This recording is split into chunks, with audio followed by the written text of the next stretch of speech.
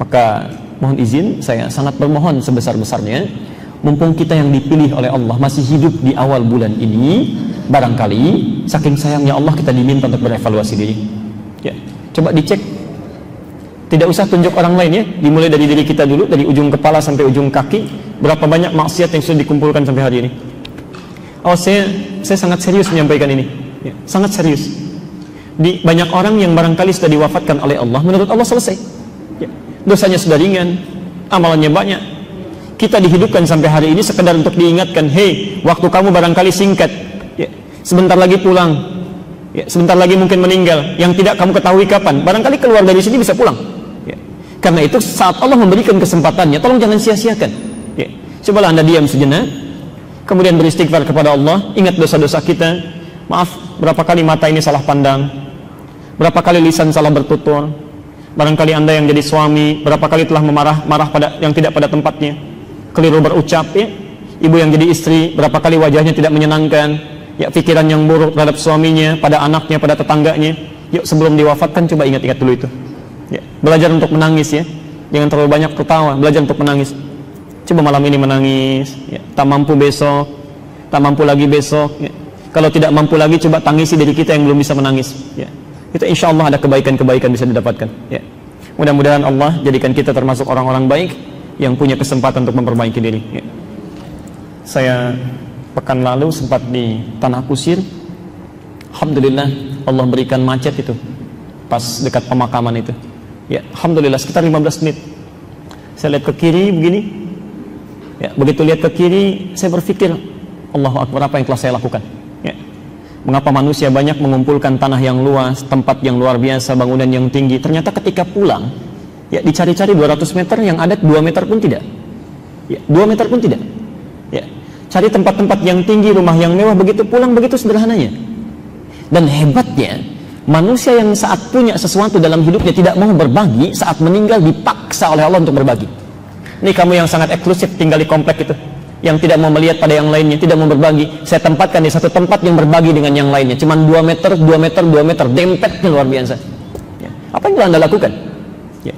Dan hebatnya saat melihat ke sisi kanan, Masya Allah, Allah perlihatkan ada sekelompok orang membawa buah-buahan, ya. Ada yang bawa jeruk, bawa apel, disimpan di atas makamnya, nyalakan satu dupa, dia lihat begini. Itu saya perhatikan betul momen itu, saya tunggu-tunggu beberapa menit. Allahu Akbar, ternyata yang mau dikasih buah di dalam itu nggak keluar, Bu. Nggak keluar, dia buka, terima kasih, diambil misal ya. Dan yang lihat itu cuma bengong aja, Pak, lihat begini tuh. Ternyata betul kata Quran, kalau sudah kita masuk ke dalamnya nggak akan bisa keluar. Paling-paling cuma berharap, farji'na na'mal salihah inna muqinun. Ya Allah, tolong kembalikan kami, beri kesempatan sedikit saja, kami yakin sekarang engkau benar. Ya. Mumpung sekarang masih diberi kesempatan, coba perbaiki. Ya. Cobalah belajar pada anak-anak Palestina itu, ya. Anak-anak Libya, anak-anak Syria. Kenapa diwafatkan masih kecil-kecil itu, 4 tahun, 5 tahun, 6 tahun. Anda jangan hanya menghadirkan kasihan mereka, barangkali kita yang dikasihani itu. Ya. Itu anak-anak di sana, informasi saja ya, 4 tahun, 5 tahun, itu rata-rata, Bu, hafal Quran. Ya. Paling minimal, paling setengah Quran, 10 juz, 15 juz itu ya. Makanya Allah sayang pada mereka. Nah, kamu capek hidupnya, sudah sesuai dengan ajalnya, sudah selesai, pulang, sini, pulang. Kamu makan roti setengah juga kadang-kadang dibagi 16 orang, saking gak ketemunya puasa berhari-hari, kan? Penghafal Quran. Kata Allah, jangan lama-lama lah, jangan lama-lama, capek hidup kamu, pulang sini. Nikmati alam kubur yang ada di Quran surah ketiga Ali Imran ayat 169 sampai 171 itu. Cepat pulang, cepat pulang. Ya. Makanya mereka sudah belajar. Ya. Yang kasihan itu kita. Diberikan 40 tahun, 50 tahun, 60 tahun. Jangankan menghafal Quran, kadang sehari untuk lihat Quran saja mungkin belum sempat. Ya. Yang matanya masih bisa maksiat. Ya. Yang baru bangun tidur sudah dengar yang salah, sudah bicara yang keliru, sudah melihat yang dilarang. Itu yang berbahaya. Ya. Anda yang seringkali mempelajari urusan dunia, malam pertama di dunia, coba cek persiapan Anda malam pertama di alam kubur. Apa kira-kira yang terjadi? Saat diantarkan dengan banyak orang, ditinggalkan sendirian, suasana tidak ada yang menemani, ya, Masya Allah. Ayo, coba disiapkan ya. Kita, demi Allah saya katakan, belum bisa menjamin besok hidup hingga esok hari ya. Ya, kalau sudah tahu hidup kita tidak aman, maka setidaknya di bulan ini, ayo kita mulai perbaiki diri kita. Ya. Dan cara terbaik, sumber untuk memperbaiki diri adalah memperbaiki keadaan hati kita, karena semua perilaku buruk itu bersumber dari hatinya. Ya. Kata Nabi SAW, inna fil jasadi mudghah, idza salahat salahal jasadu kulluh, wa idza fasadat fasadal jasadu kulluh, ala wahyal qalbu. Ya.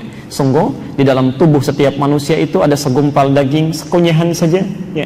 Tapi sangat menentukan keadaan perilakunya, sifat dan sikapnya. Kalau itu baik maka akan baik semua sifat dan sikapnya, dan kalau itu buruk, maka akan buruk semua sifat dan sikapnya. Itulah hati, dan kajian kita adalah kajian tentang bagaimana menyucikan keadaan hati kita sehingga ketika pulang berada dalam keadaan bersih, ya.